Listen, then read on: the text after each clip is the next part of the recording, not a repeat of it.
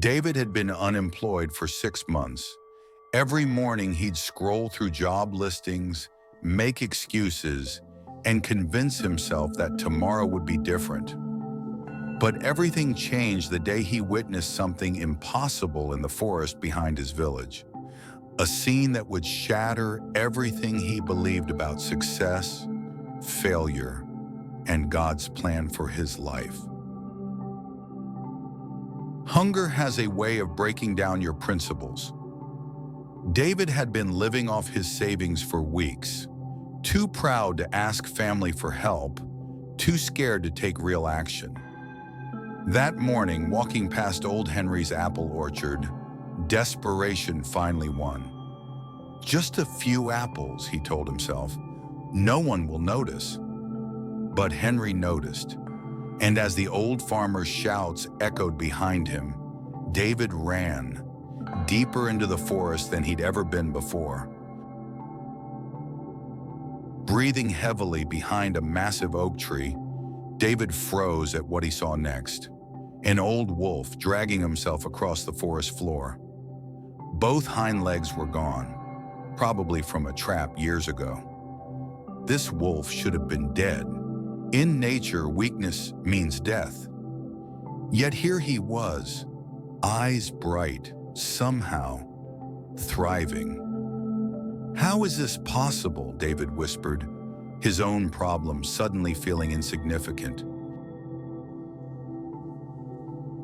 Then came the sound that made David's blood freeze, heavy paws on fallen leaves.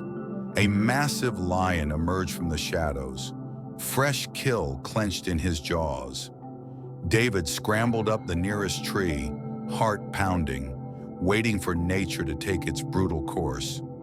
But the lion did something unthinkable. He gently placed the meat beside the wolf, looked directly at the disabled animal with what could only be described as compassion, then disappeared back into the forest.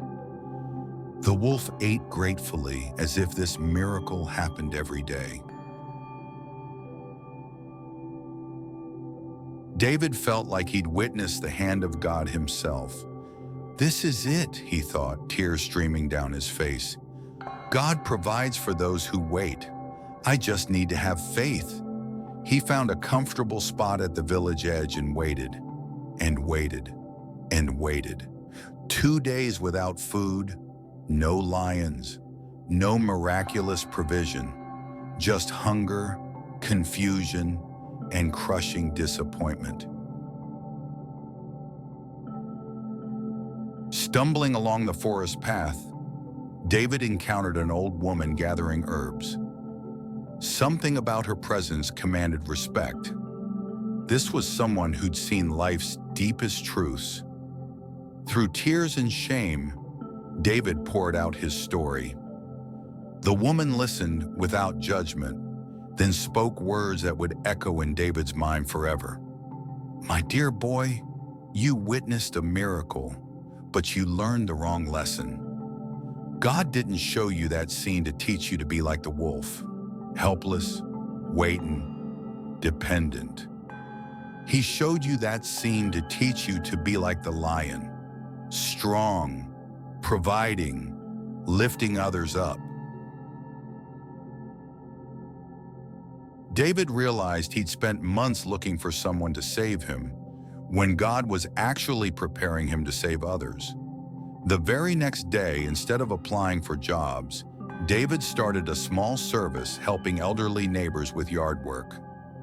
Word spread. His business grew.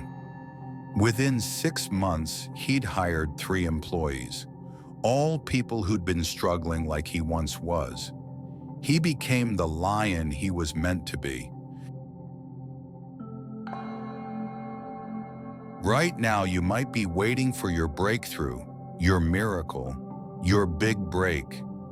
But what if you're misreading the signs? What if instead of waiting to be rescued, you're meant to become the rescuer? What if your struggles weren't designed to break you, but to prepare you to help others who are struggling? Stop waiting to be the wolf. Start being the lion. Your breakthrough isn't coming to you, it's coming through you helping others.